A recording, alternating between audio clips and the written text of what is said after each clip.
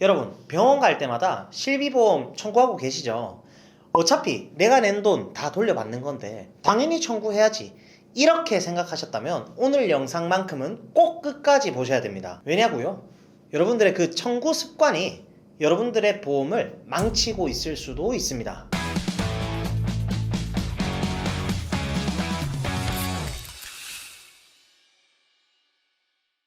안녕하세요. 여러분들의 갈증을 톡 쏘는 보험 지식으로 해소시켜드리는 보험사이다입니다. 반갑습니다. 자, 대한민국 국민 대부분이 가지고 있는 게 바로 실손의료보험, 흔히 말하는 실비보험이라고들 하죠.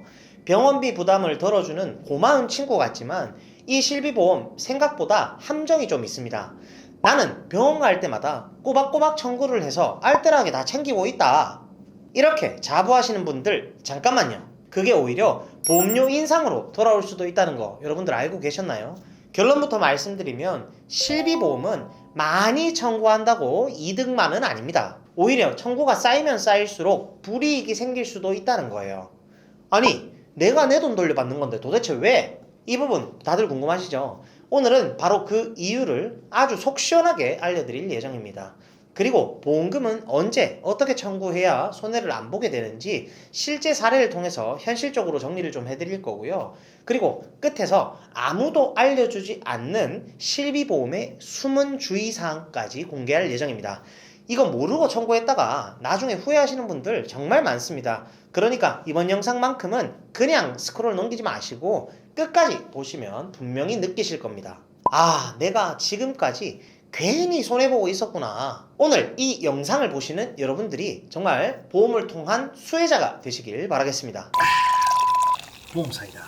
여러분, 실손보험 이름은 많이 들어봤는데 정확히 뭐가 보장되는지 좀 헷갈리시는 분들이 있죠. 쉽게 말해서 내가 병원에 가서 치료받고 실제로 부담한 의료비 중에서 일부를 돌려주는 보험이라고 생각하시면 되는데, 급여 항목은 물론이고요, 비급여 중에서도 일정 부분을 보상을 받을 수가 있죠. 그래서 정말 많은 분들이 이 국민건강보험처럼 실비보험 하나쯤은 다 가지고 계실 겁니다. 심지어 건강보험이 지원하지 않는 비급여 치료비까지 보장이 되기 때문에 제2의 건강보험이라고 불리기도 하고요. 상해든 질병이든 대부분 상황에서 활용이 가능하고, 입원이나 통원할 때 내가 실제 낸 병원비에서 자기 부담금만 빼고 나머지를 돌려받는 구조입니다. 그래서 저는 이렇게 말을 합니다. 보험을 하나만 꼭 가입을 할 수밖에 없는 상황이라면 그건 무조건 실비보험이다. 그만큼 현실적으로 가장 자주 가장 크게 도움이 되는 보험이니까요. 여러분, 이 실비보험은요, 언제 청구하느냐도 중요하지만 어떻게 어떤 서류로 청구하냐도 정말 중요하다는 거 모르셨죠? 근데 막상 하려면 도대체 뭘 준비해야 하지 하고 헷갈리시는 분들도 많으실 거예요. 지금 딱 정리를 해드릴 거니까 집중해서 들어주시면 되고요. 실비보험 청구 서류 사실 엄청 간단합니다. 각 보험사 홈페이지나 약관만 봐도 다 안내가 되어 있지만 핵심은 딱 몇 가지예요. 우선 통원치료비의 경우 진료비 영수증, 진료비 세부내역서, 이 두 가지만 있으면 대부분의 통원치료는 문제없이 청구됩니다. 그런데 만약 입원을 하셨다면 입퇴원 확인서가 추가로 필요합니다. 그리고 수술까지 하셨다면 수술 확인서도 함께 첨부를 하셔야 되고요. 정리하자면 이렇게 기억하시면 됩니다. 입원했을 땐 입퇴원 확인서, 수술했을 땐 수술 확인서, 이 두 가지만 챙기면 대부분은 끝이라고 보셔도 됩니다. 복잡할 것 같지만 사실 알고 보면 굉장히 단순하죠. 이게 바로 실비보험의 장점입니다. 서류 준비가 귀찮아서 미뤘다 하셨던 분들, 오늘 영상 끝나면 바로 한번 좀 챙겨보시고요. 생각보다 훨씬 쉽고 훨씬 간단하니까요. 자, 이제 서류 준비까지 완벽히 이해하셨다면 이제부터가 진짜 핵심입니다. 바로 보험금 청구 이력이 왜 문제가 될 수 있는가 하는 부분이죠. 보험금 청구, 실비보험뿐만 아니라 수술비, 입원비, 통원비, 심지어 자동차 사고로 상대 보험사에서 받는 보상금까지 이 모든 게 다 보험금 청구 이력으로 남는다는 사실 알고 계셨나요?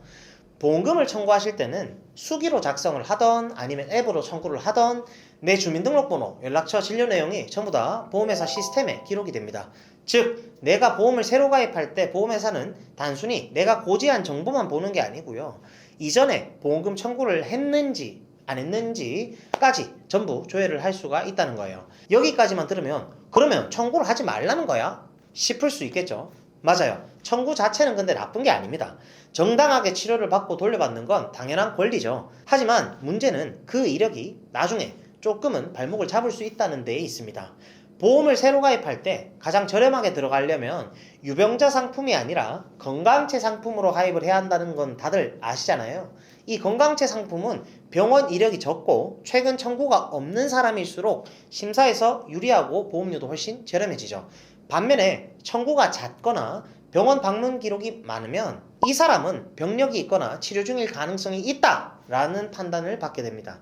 그 결과 가입 거절이나 유병자 상품으로 전환을 해야 한다거나 혹은 보험료를 인상할 수도 있고 이렇게 불이익을 받을 수도 있다는 거예요. 결국에는 단순히 한두 번의 청구가 문제가 아니라 청구 패턴이 쌓이면서 그 리스크로 인식이 된다는 것이 진짜 핵심 포인트입니다. 여러분, 보험은 결국에는 기록의 싸움일 수도 있어요. 보험금은 꼭 필요한 순간에 꼭 필요한 만큼 청구를 했을 때 내가 추후에 보험을 가입할 예정이 있다면 추후에 가입하게 될 그 보험 가입 기회를 지킬 수가 있습니다. 그럼 도대체 어느 정도가 적당한 건데요? 그 부분 바로 이 다음 파트에서 아주 구체적으로 속 시원하게 알려드릴 겁니다. 여러분, 내 몸은 멀쩡한데 병원 갈 때마다 실비 청구를 꼬박꼬박 했다?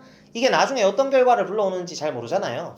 보험 리모델링을 하려고 해도 정작 좋은 보험은 인수 불가로 막히는 경우가 생깁니다. 왜냐면 보험회사에서는 계약 전 알릴 의무사항, 즉 고지 의무라는 게 있기 때문인데 이 내용을 보면 정말 세세하게 묻습니다.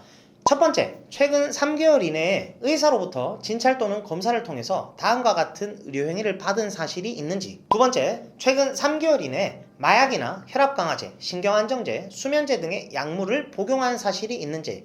세 번째, 최근 1년 이내에 의사로부터 진찰 또는 검사를 받고 추가적인 검사나 재검사를 받은 적이 있는지. 네 번째, 5년 이내에 입원 혹은 수술, 혹은 계속해서 7일 이상 치료, 혹은 30일 이상 투약이 있는지. 즉, 보험사 입장에서는 가입 전에 내 건강 상태를 아주 꼼꼼히 체크한다는 뜻이죠. 그런데요, 문제는 여기 있습니다. 이 조건들이 딱히 해당이 안 되더라도 여러분들이 병원을 갈 때마다 실비 청구를 계속 했다면 보험회사는 이미 그 사실을 전부 알고 있다는 거예요. 자, 실제 사례로 한번 볼까요?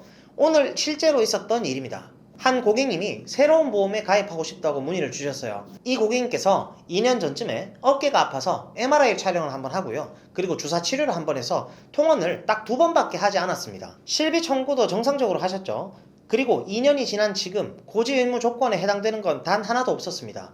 3개월 이내의 통원 이력에도 해당이 되지 않고요. 1년 이내 검사 이력에도 해당이 되지 않죠. 그리고 5년 이내 입원이나 수술도가 아닙니다. 그러니까 문제가 없다고 생각을 하신 거죠. 하지만 결과가 달라요.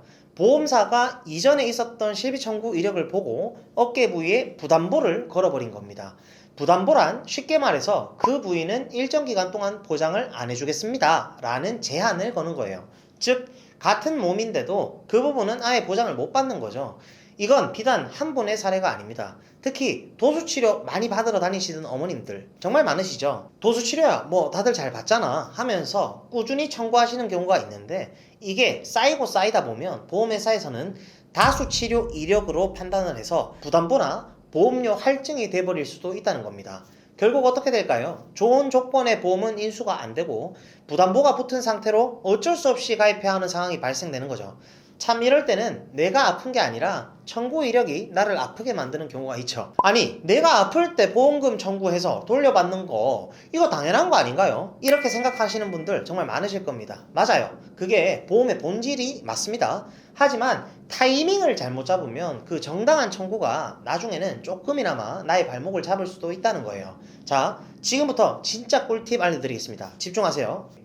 보험금 청구는요 여러분 3년 안에만 하시면 됩니다. 이게 핵심이에요. 보험금 청구의 소멸시효는 고객이 보험금 청구를 할 수 있다는 사실을 안 날로부터 3년입니다. 즉 당장 청구하지 않아도 3년 안에는 언제든 청구가 가능하다는 뜻이죠. 그럼 어떤 경우에 바로 청구를 하고 어떤 경우에 기다려야 할까요? 먼저 입원이나 수술을 하신 경우 이건 고민할 필요가 없습니다. 그냥 바로 청구를 하시면 돼요. 이건 어차피 5년간 알릴 의무에 해당되기 때문에 청구 시기와 상관없이 이미 기록이 남습니다. 병원비도 크고요. 환급도 커서 빠르게 청구하시는 게 좋겠죠. 그런데 문제는 애매한 경우예요. 몸이 조금 안 좋아서 병원에 갔는데 검사 결과는 아무 이상도 없어요. 뭐 엑스레이 한번, MRI 한번 찍고 약만 처방받았다. 이런 경우에는 청구를 할까 말까 고민이 되죠. 만약에 앞으로 보험을 추가로 가입할 계획이 없다면 그냥 바로 청구하셔도 아무 상관없습니다. 하지만 앞으로 나는 건강 상태도 앞으로 걱정이 될 것 같고 조금 더 좋은 보험으로 갈아타거나 가족보험을 새로 가입할 계획이 좀 있다 라고 하신다면 청구를 조금 늦추시는 게 현명할 수가 있다는 거죠. 왜냐면 고지 의무 기간이 지나야 기록이 사라지기 때문이에요. 예를 들어서 검사 후에 1년이 지나면 고지 대상이 아니게 되니까 그 이후에 청구를 하면 리스크를 줄일 수가 있다는 거죠. 하지만 여기서 주의할 점이 있습니다. 이상이 없다는 결과에도 보험사가 그럼 검사 결과지 한번 제출해 보세요 하며 추가 서류를 요구하는 경우도 있습니다. 그래서 이런 애매한 케이스일수록 타이밍 조절이 훨씬 중요합니다. 결국 원칙은 간단합니다. 보험금은 3년 안에만 청구하면 된다. 그리고 2번 수술은 어쩔 수 없이 그냥 바로 청구하시면 된다. 그리고 세 번째는 가벼운 검사나 일시적인 통원은 시기를 조금 조절하고 이렇게만 기억하시면 청구도 깔끔하고 향후 가입에도 문제가 없을 겁니다. 이제 마지막으로 4세대 실손보험 가입자분들이 꼭 알아야 할 부분입니다. 이건 정말 중요합니다. 4세대 실손보험은 청구한 금액에 따라 다음 해 보험료가 달라지는 구조입니다. 즉 많이 청구하면 보험료가 올라가고요. 적게 청구하면 할인을 받는 거예요. 보시는 바와 같이 1단계부터 5단계까지 나뉘어 있는 걸 확인할 수가 있습니다. 비급여 청구가 전혀 없다면 1단계에서는 영원 구간 보험료 할인 대상이 됩니다. 문제는 그 다음부터인데요. 2단계에는 0원에서 100만원 구간인데 만약 110만원을 청구했다면 2단계를 넘어 3단계로 올라가면서 보험료가 확 뛰어버립니다.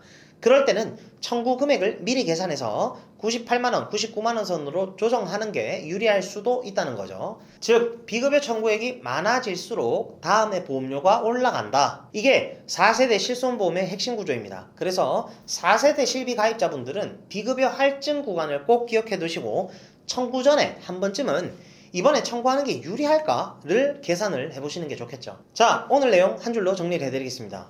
첫 번째, 입원이나 수술은 바로 청구를 하실 것. 두 번째, 단순 통원이나 도수치료는 타이밍을 조절할 것.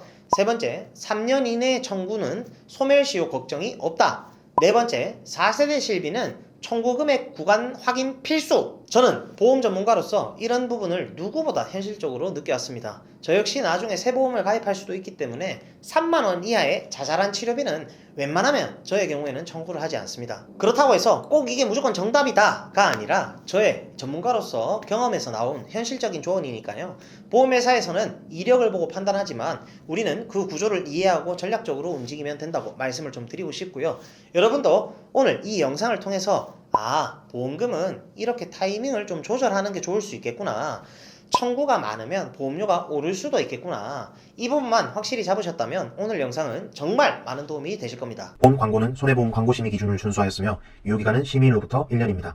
네, 지금까지 보험금 청구의 올바른 타이밍과 실손보험 활용법 그리고 알린 의무의 진짜 의미까지 속 시원하게 알려드리는 시간을 가져봤고요.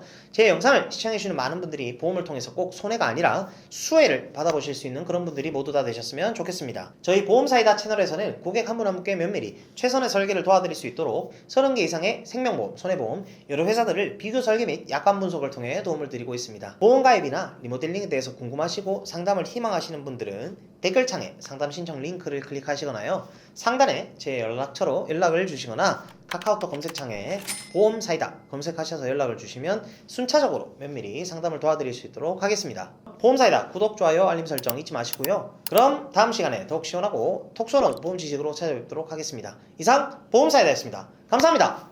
본 광고는 손해보험 광고심의 기준을 준수하였으며 유효기간은 시민으로부터 1년입니다.